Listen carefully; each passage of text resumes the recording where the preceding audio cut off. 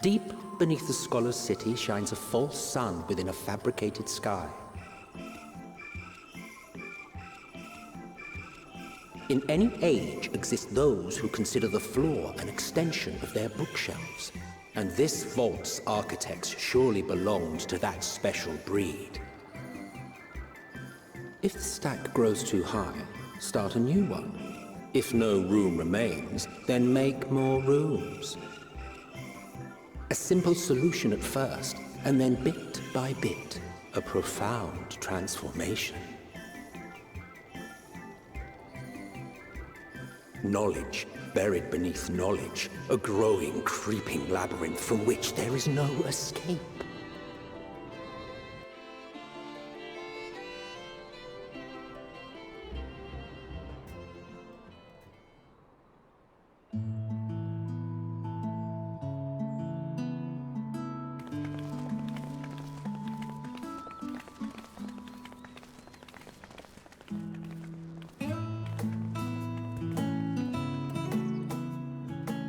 Not what you expected.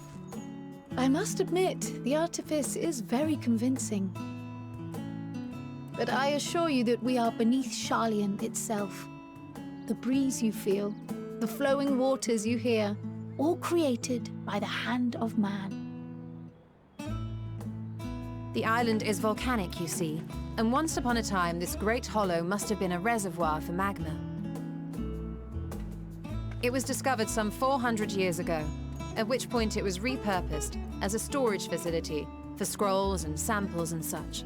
Renovations have continued, with nigh on no interruption to this day, with the lower levels still undergoing expansion.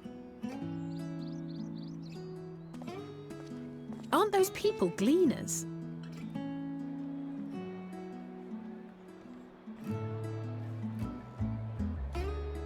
Aye, judging by their dress. They are said to work alone as a rule, but 'twould seem that rule is being enthusiastically broken today. It may be as you suspected, that they are engaged in a task apart from the norm.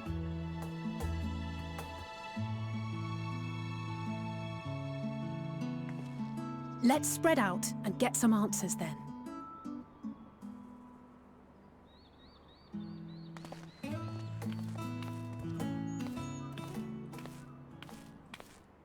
Ugh.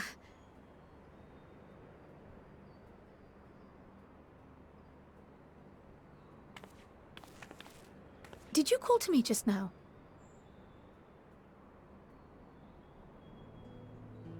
No. How odd. I must be a bit dizzy from the descent. I'll be fine, I'm sure. Let's get to work, shall we?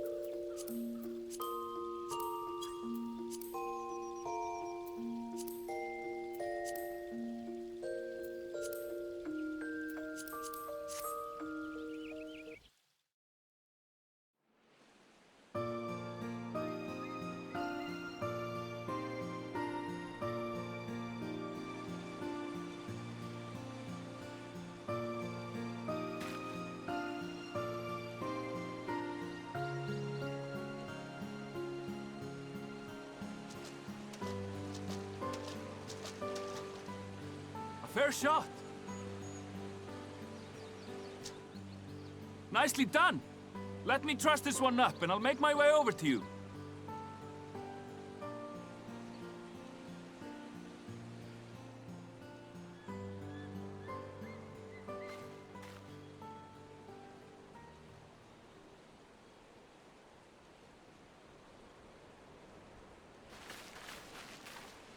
There you are. Any new revelations?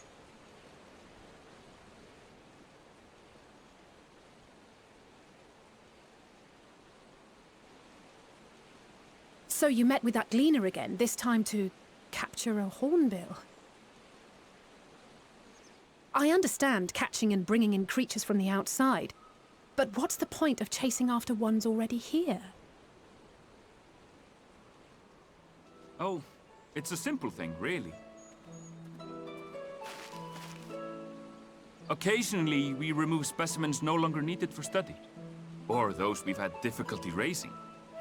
But we can't simply turn them loose.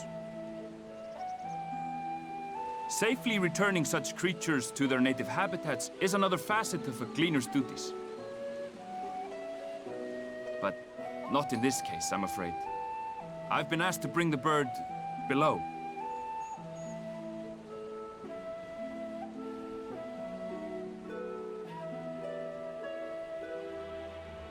The restricted section in the lower levels of Labyrinthos. Open only to a select few researchers hand-picked by the Forum. The projects down there are the subject of rumor and hearsay. Forbidden magics. Advanced technologies that can never be allowed to fall into outside hands. Even Archons are not privy to the truth. Those who are, the researchers involved in this secretive work, are not permitted to walk freely in the city, and are instead required to live in isolated quarters. What could a facility subject to such strict security protocols possibly need with a hornbill? An experiment? Possibly. I wasn't afforded an explanation. But judging by the requisition list given to me and my colleagues, I doubt it's for any kind of advanced research. I'd be more inclined to believe we were making preparations to migrate to the south. Mericidia or thereabouts. What? Why would you say that? Much of the flora and fauna we were asked to procure could serve as reliable sources of sustenance. They're comparatively hardy species, too, able to endure harsh climates. And among them are specimens known to be effective in improving soil quality and purifying water. When you put it that way, migration does sound like a reasonable assumption. That's all it is, though. An assumption. Through our tasks, we gleaners glimpse only bits and pieces of the Forum's plans. Our prime concern is that our requisitions, be they living or otherwise, are properly preserved for the knowledge of future generations. Now, I really must be going. I regret that I cannot reward you as you deserve.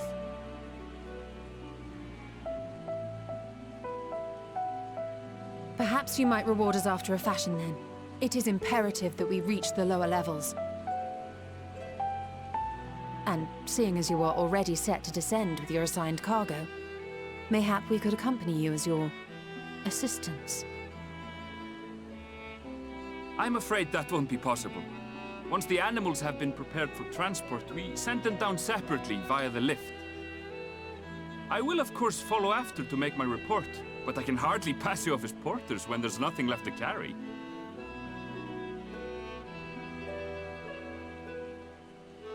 Indeed. Pray forget I said anything.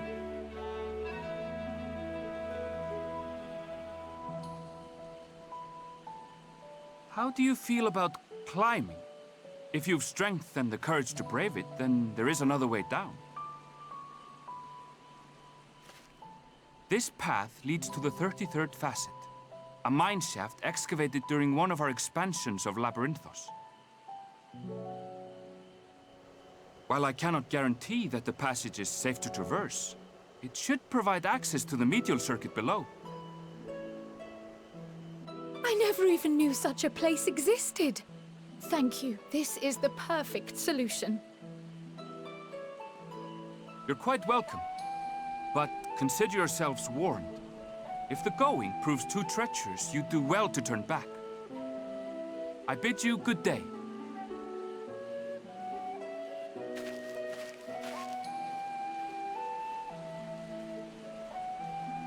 Well, turning back is hardly an option, not when we've come this far. Let's go and take a look at this mine shaft.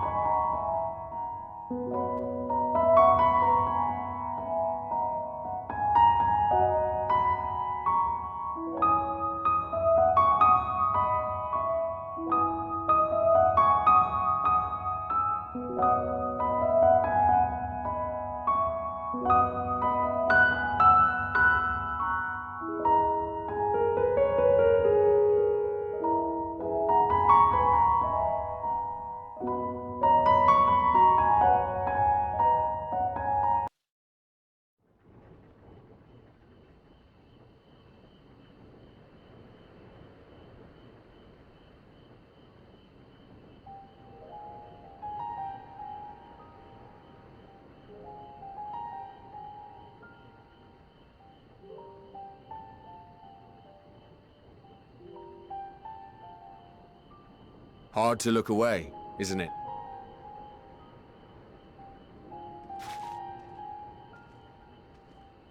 But they're more than pretty flowers.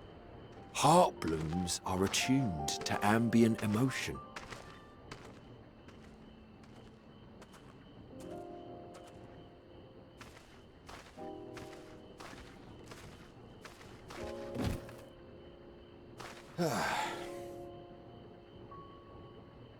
You don't seem convinced, but believe me, it's true.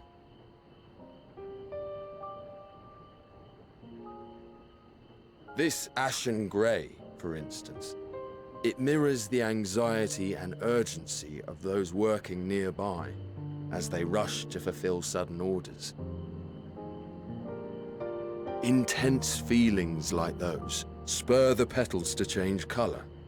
Bright glowing hues in the presence of joy, dark subdued shades for frustration or despair. Yet even with the collected wisdom of Sharlayan at our disposal, we've yet to identify the underlying principle of this empathic effect.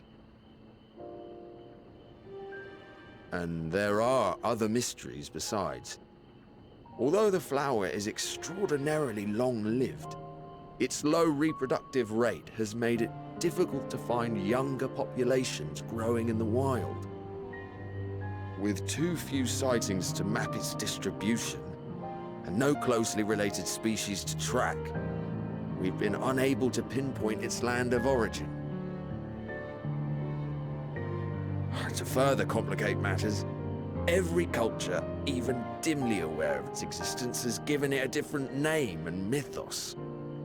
Our attempts to study it via the historical record have been an exercise in frustration. As an avid botanist myself, I should one day like to unravel the Heartbloom's secrets. But I'm afraid other duties must take precedence. I will leave you to your thoughts.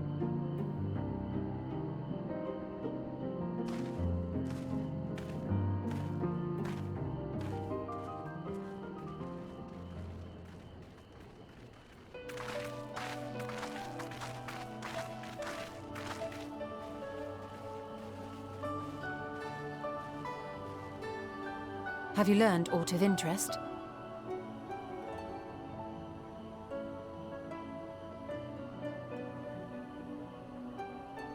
A flower that reacts to one's feelings? Strange. I must say, I have never heard of such a thing.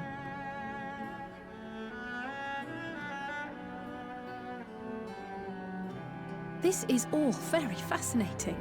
But as it stands, we've failed to gain any significant insight into the Forum's undertaking. Indeed. While there is certainly enough activity to support Erenvil's supposition that a priority has been placed on improving food production, unfortunately for our investigation, these workers were never informed as to how their duties serve the master plan. If only we could interrogate the Forum members directly.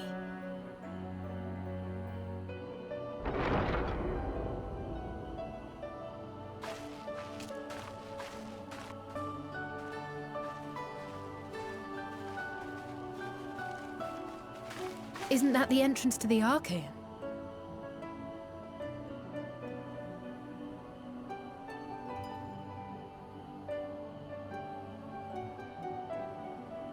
Look, there. I think that's Erenvil. A little difficult to tell from here, but I think you're right. He did say he was coming down to make his report. Erenville receives his orders from the Forum. Would it not follow, then, that the superior to whom he reports is a Forum member, or at least a close associate? You mean to eavesdrop on their conversation? What of the risks? Ours alone to bear. We won't interfere with Erenville's work, nor will he be implicated as an accomplice. If you're not comfortable taking part, I can do this alone. Nay. I said myself that I wished to know Father's intentions. And no answers will be forthcoming should we simply ask nicely. We can apologize later, should it come to it. Right now, we need every crumb of information we can get our hands on. Consequences be damned.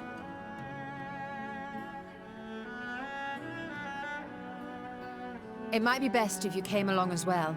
In fact, we should all...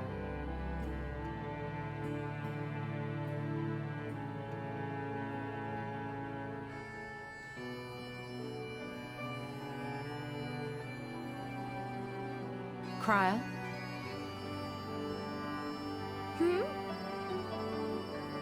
Oh, yes.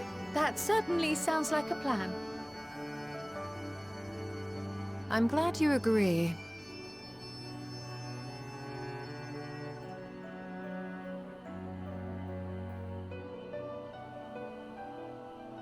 Quickly! Erenville is on the move. We need to get closer before we lose him.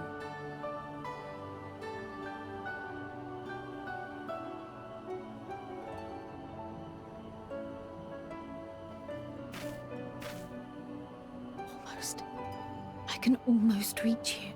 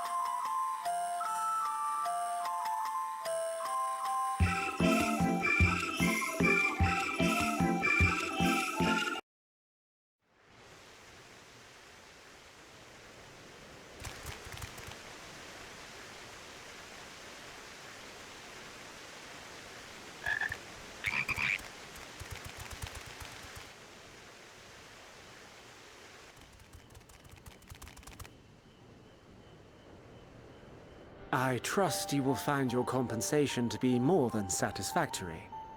We wish to make clear that we are pleased with the efficiency and thoroughness of your work. So much so that we have come bearing new tasks in need of your competent hand.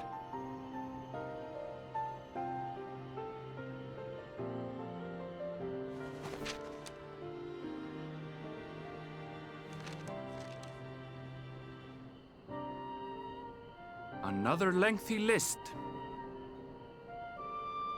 If I may speak frankly, the Gleaners have been pushed to the point of collapse by your unending demands. We are not familiars to be exploited. We are Sharlayan scholars, and we deserve an explanation for this unseemly treatment. What warrants such urgency?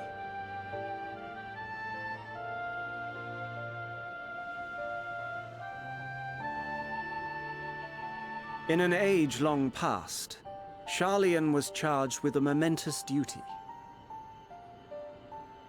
And now that word of the final days hangs heavy in the air, the time has come for us to fulfill that charge. I can say no more, but I promise you this. All will be revealed in due course.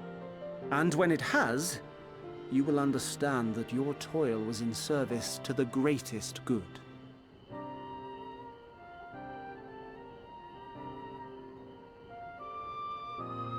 Then I will do your bidding. For now. But unless you wish the Gleaners to rise up in protest, I advise you to offer tangible improvements for our working conditions. Your promised revelation does nothing to address present circumstances. A fair point. Your concerns will be conveyed to the Forum.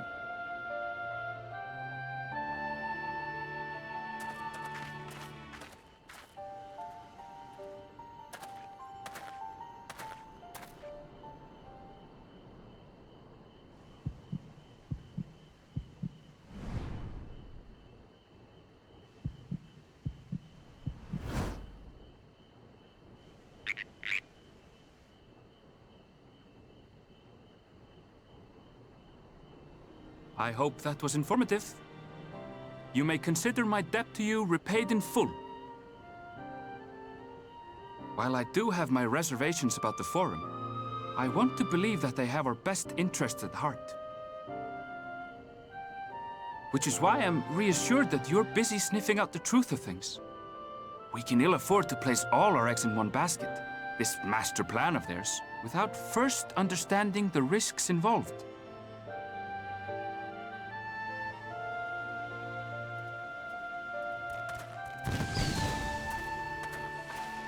Wait! How did you know it was us? If you mean to impersonate a toad, try studying the real thing. And don't try to fool an expert.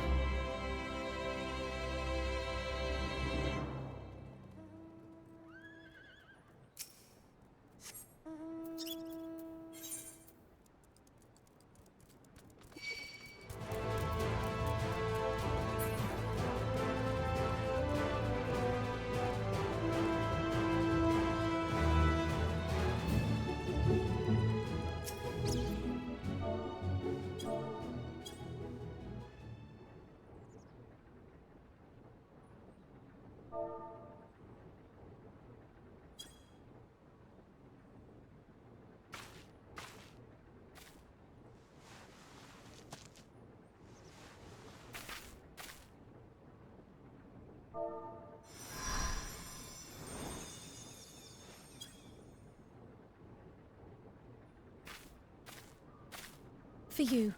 The spell will keep it from wilting. She said you would need it for the journey ahead.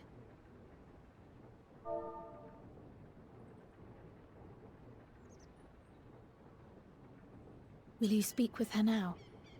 I cannot hope to match Minfilia's clarity, of course, but...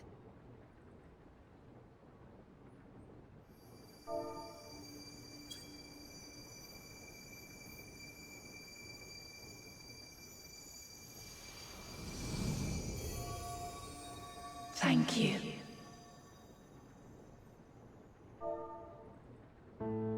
Do not worry. She has lent me her body for only a moment. Just as I could not save the first from the flood of light, it has become arduous for me to interact with the physical world without assistance. Though I might converse with you for a time, the incorporeal form I assumed on the ship would be incapable of casting even the simplest enchantment. It is in the depths of the ethereal sea, the place to which all life returns, where my influence is greatest. Our After Menphilia's sacrifice on the first, it was to the sea, here in the Source, where I ferried her soul. I wished that gentle spirit to find rest in the world she loved so well. Her, and another who may yet have a part to play, though that will depend on you. Take the flower, walk free, for you are free to go where you wish, to believe what you will.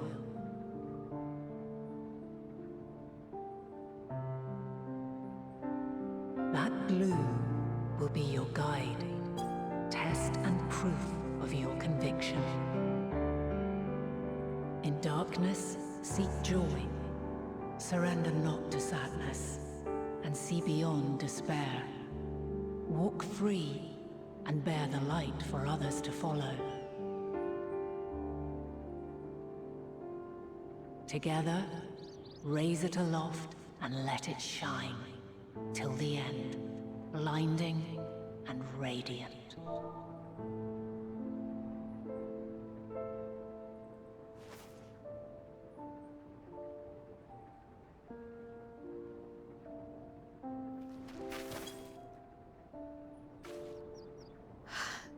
That was all too brief. Already she seems so far away.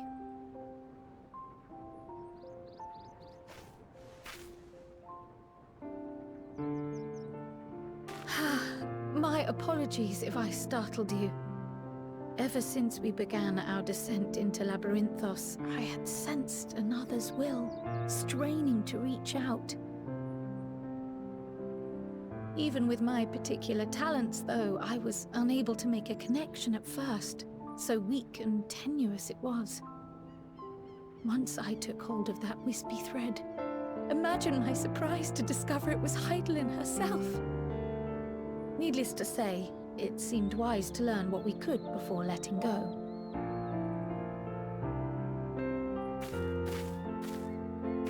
Her answers were more cryptic than I would have liked, but at least she left us with a guide of sorts, that unusual flower.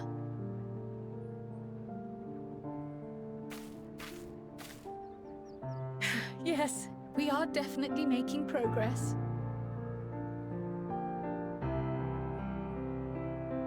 You can't be serious! We've done nothing wrong!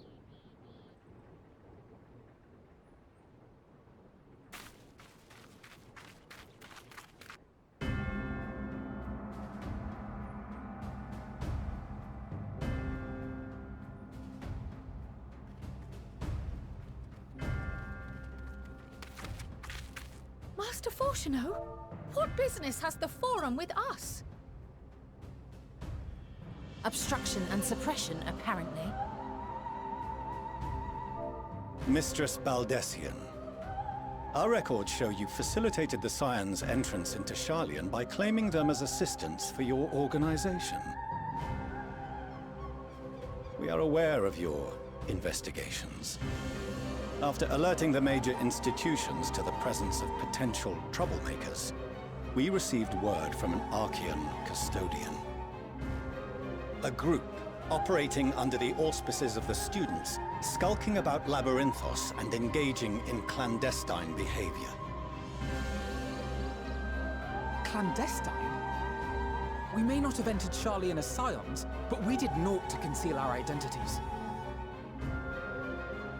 Our only purpose in this city is to seek the truth. I can think of no reason why our actions should warrant the Forum's intervention. 'Tis not our way to discourage the pursuit of knowledge, but the timing of such pursuits must be considered, not to mention their potential impact. With the world in chaos, we, the true caretakers of wisdom, have committed ourselves to an undertaking that demands the utmost discretion. And we will not risk its success by turning a blind eye to disruptive foreign elements in our midst.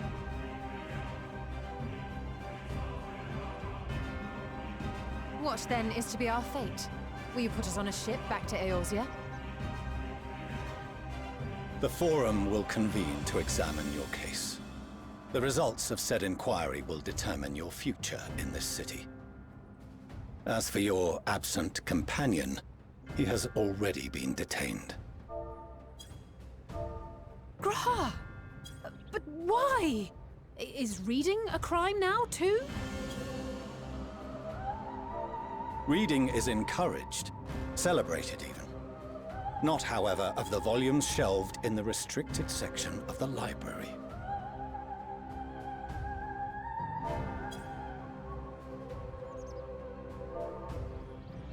Refusing to comply will only make matters worse. Let us instead treat this as an opportunity to open a dialogue with the Forum.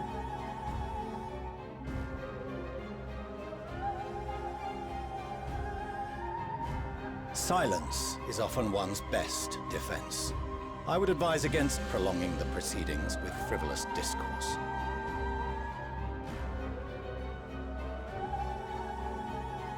But enough. This is not the place for debate. The rostra await.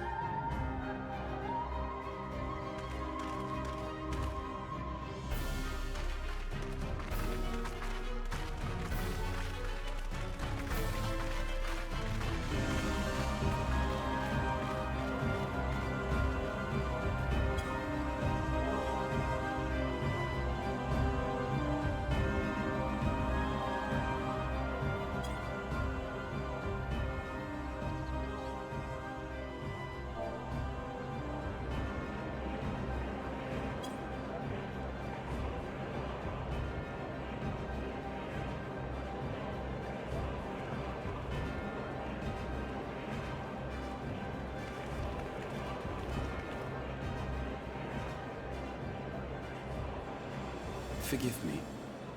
I was careless. We would have been detained regardless.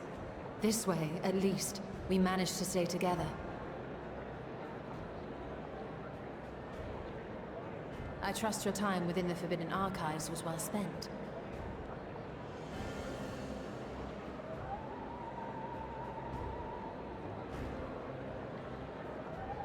The Forum will come to order! This inquiry is now in session. As Speaker-elect, I will be presiding over the day's proceedings. Master Fortuner, would you be so kind as to restate the matter which compelled you to summon your colleagues with such urgency?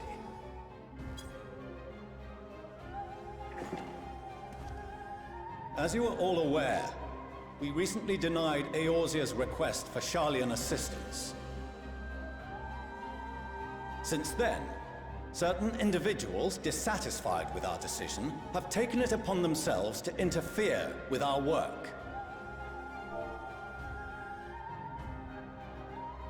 They entered our nation masquerading as associates of the students of Baldessian. But these malcontents are better known as the Scions of the Seventh Dawn. These militants wield influence with both the Eorzean and Eastern alliances, and are inextricably involved with the crises presently afflicting the world at large. Loose in our city, these warmongers sought to meddle with and expose matters of state secret. What are they, if not a dire threat to be expelled?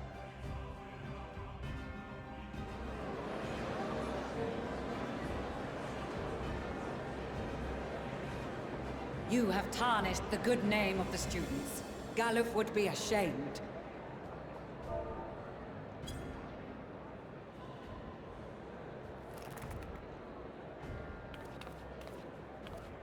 Galuf Baldessian was never one to forsake his fellow man.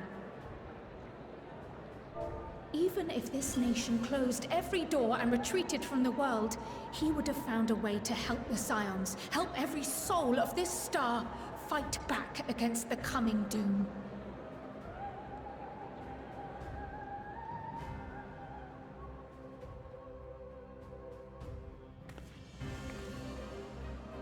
A terrible enemy stands poised to lay waste to all we hold dear. In the face of such madness, Eorzea reached out to Sharlayan, a respected ally, in the hopes of forming a united front. Was your curt dismissal truly the best you could offer? Or are you so preoccupied with your momentous duty of an age-long past that even the end of the world is unworthy of your attention?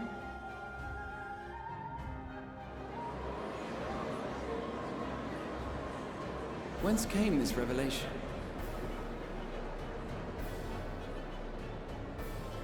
From the mouth of a Forum member within fortuitous earshot. Then it seems your findings support my own.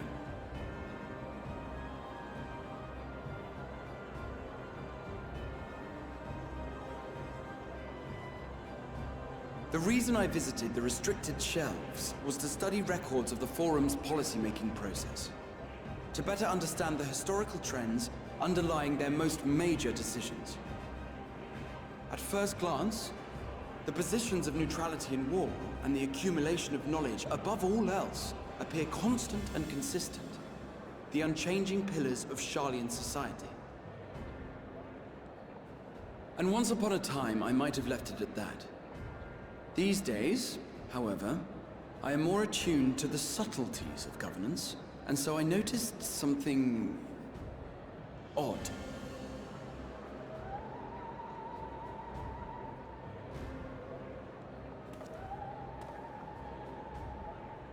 From a particular point in time, the purpose of these policies shifted.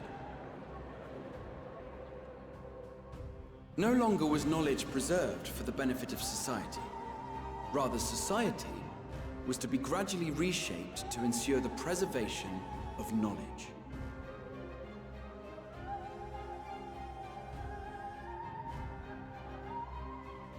The most conspicuous and telling change was the one which befell Labyrinthos.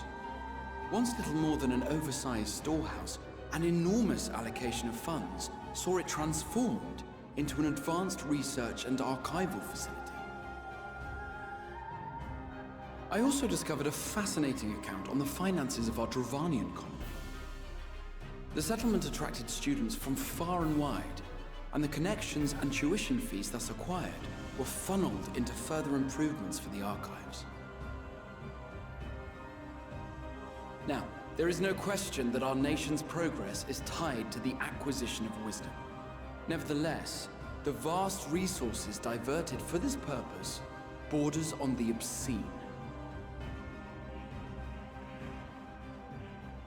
But returning to the matter of when, our change in course appears to have been made some 270 years ago.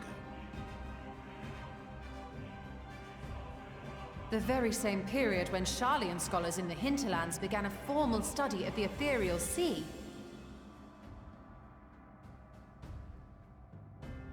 You found something, did you not? And whatever it was, gave rise to your oh-so-important duty. Mind your tongue, Archon. If you had seen...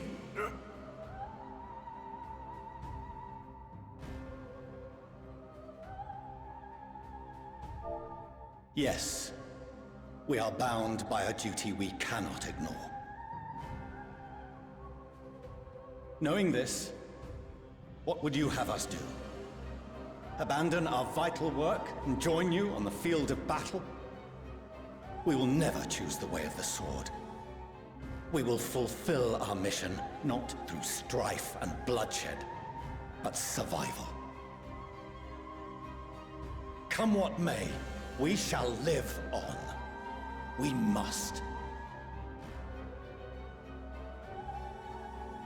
Do as you must, then.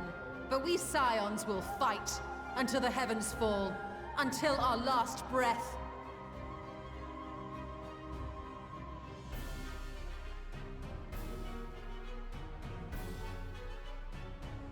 Such misguided zeal.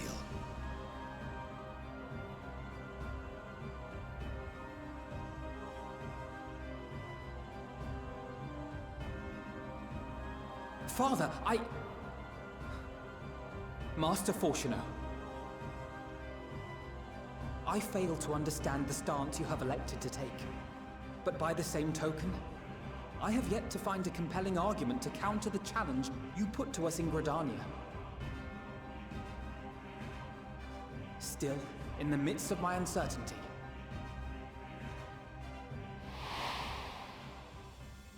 I must trust in myself to do what is right, as others have chosen to trust in me.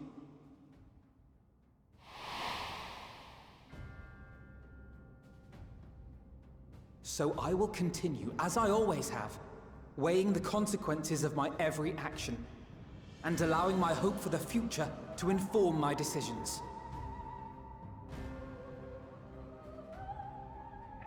That's quite enough. Have you all forgotten the reason for this assembly?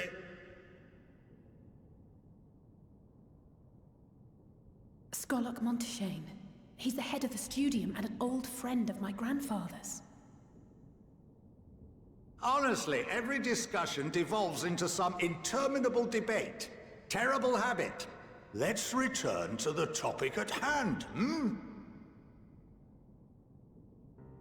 By their own admission, these scions have resolved to fight alongside the Eorzean nations against the doom which swift approaches. But there exists no evidence of an attempt to incite our citizens to do the same.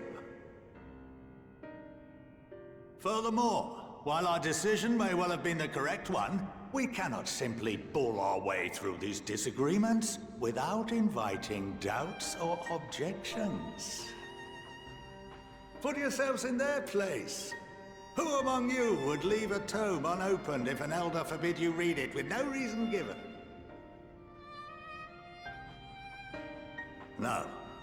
If we're to quell further discontent, then we must conclude this matter with a fair and even hand.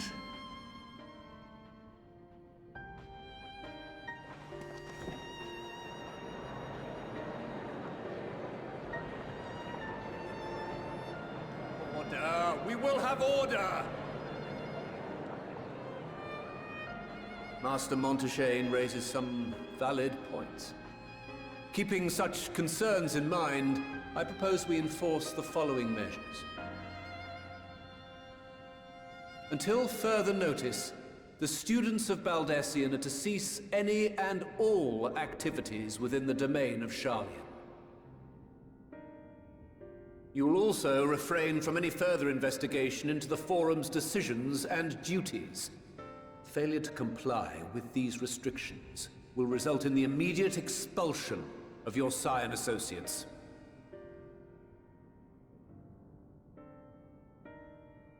Let us put this judgment to a vote. All in favor, raise your hand.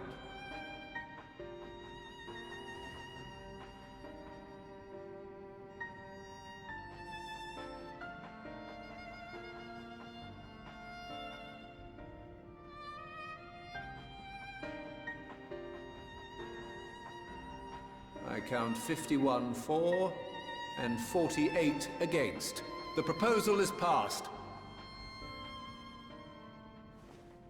Students, Scions, you have heard the Forum's judgment. Pray abide by it, or face the consequences.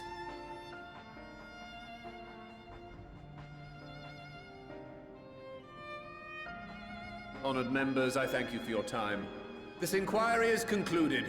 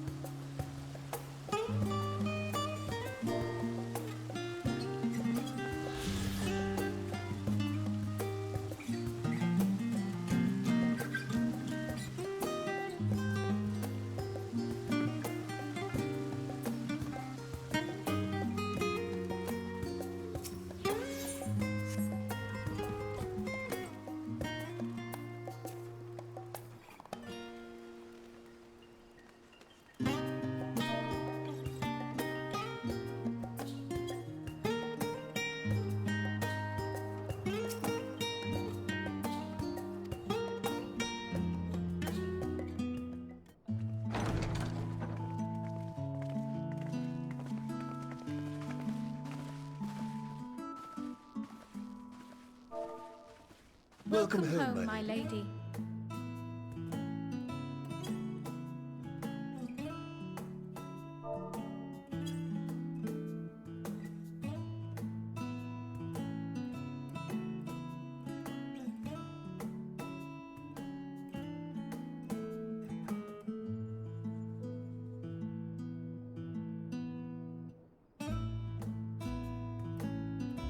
What?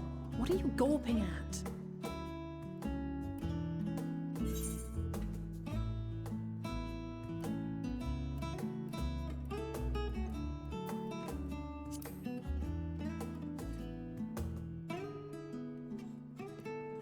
I'll have you know I'm quite fond of the Rising Stones.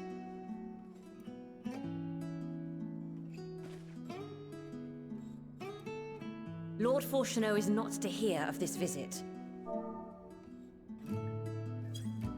And I should also like the children to have their gifts, ere my husband makes his return. As you wish, my lady.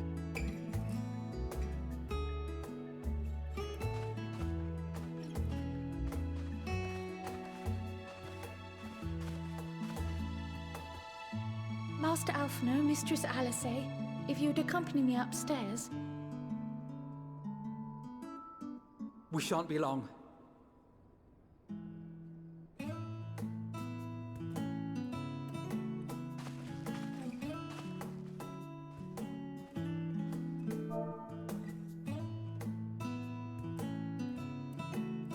The twins have been sending letters home from time to time, recounting their latest adventures. I am sure they withhold certain details, of course, if only to keep me from worrying. Yet a mother worries all the same. In the early days especially, I tried to support them as best I could, sending the Scion's coin and other such donations. Fortunately, they have found the strength to overcome adversity time and time again. Their words grow more confident with every letter, their depictions more vivid. The triumphs and defeats, the joys and sorrows. It is clear that they have come to find value in every experience. But of those they treasure most, it would seem that meeting you might be the most impactful. Why, since that fateful day, I do believe there has not been a single missive in which you were not mentioned by name.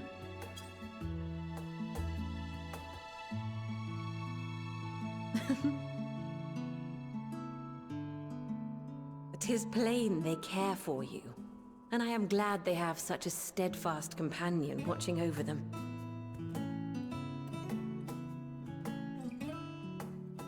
Under normal circumstances, I would offer you tea, but alas, these are anything but. In any event, why don't you keep me company whilst we await my children's return? Perhaps you might regale me with a tale or two of your exploits.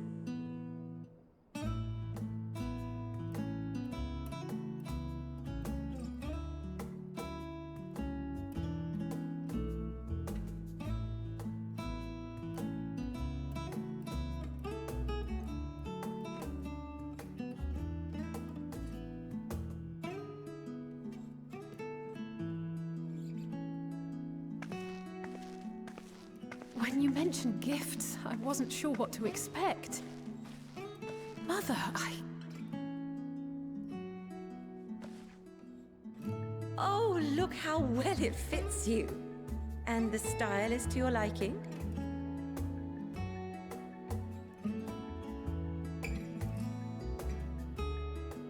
It's perfect. Exactly what I would have chosen. But please, tell me you had something different made for Alphino. Naturally. You are hardly little children anymore.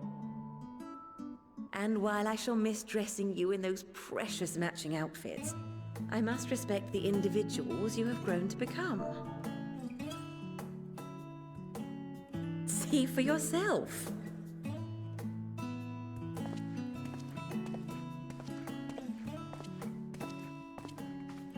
Thank you for the splendid clothes, Mother. Stylish, comfortable, and eminently practical. I am so glad you like them. They are, however, missing one final touch.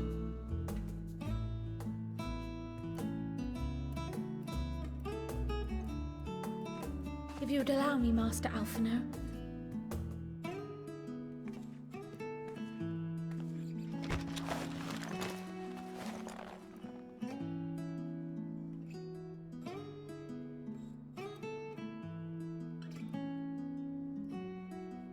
Wait. Are these... A sage's tools of the trade. They belonged to your father.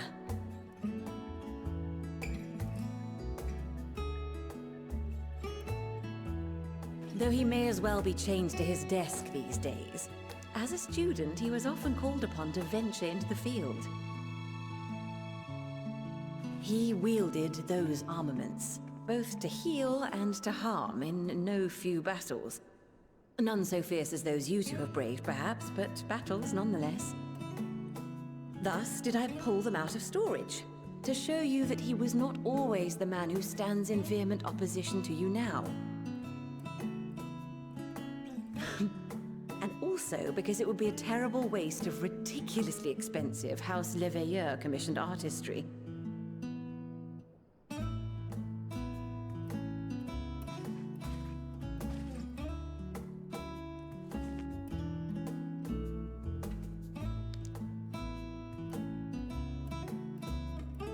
I am told these devices are quite difficult to master, but someone of your extensive experience should soon have them darting about with grace and aplomb. May the wisdom in that crystal serve you well. And please, try to find common ground with your father, that you might come and go without need for this awful subterfuge.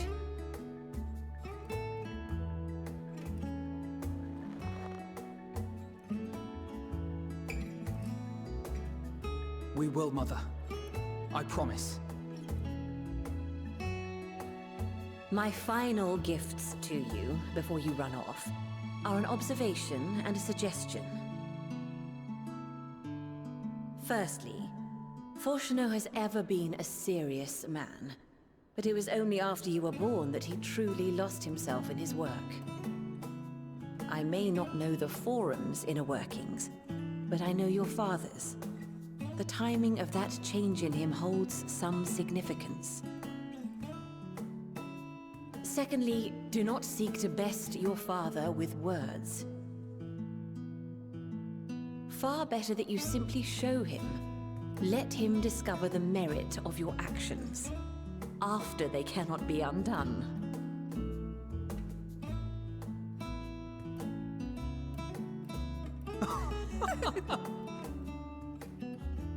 Oh, Mother. We shall take your wisdom to heart. Thank you again for these gifts, and farewell for now. Safe travels, my children. Eat well, stay warm, and keep your friends close.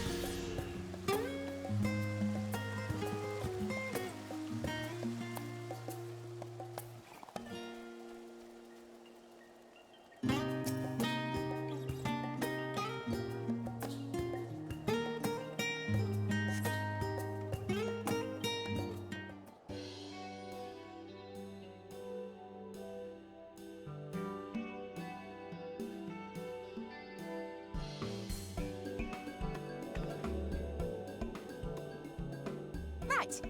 We're all set.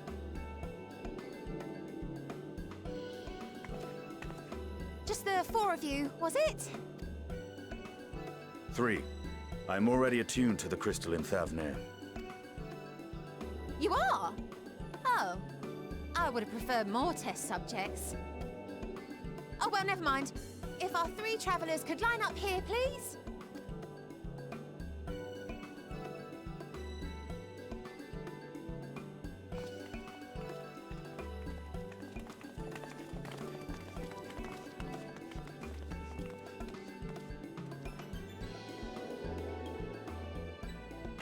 Yes, right there is fine. Take a deep breath, and I'll soon have you soaring through the ether.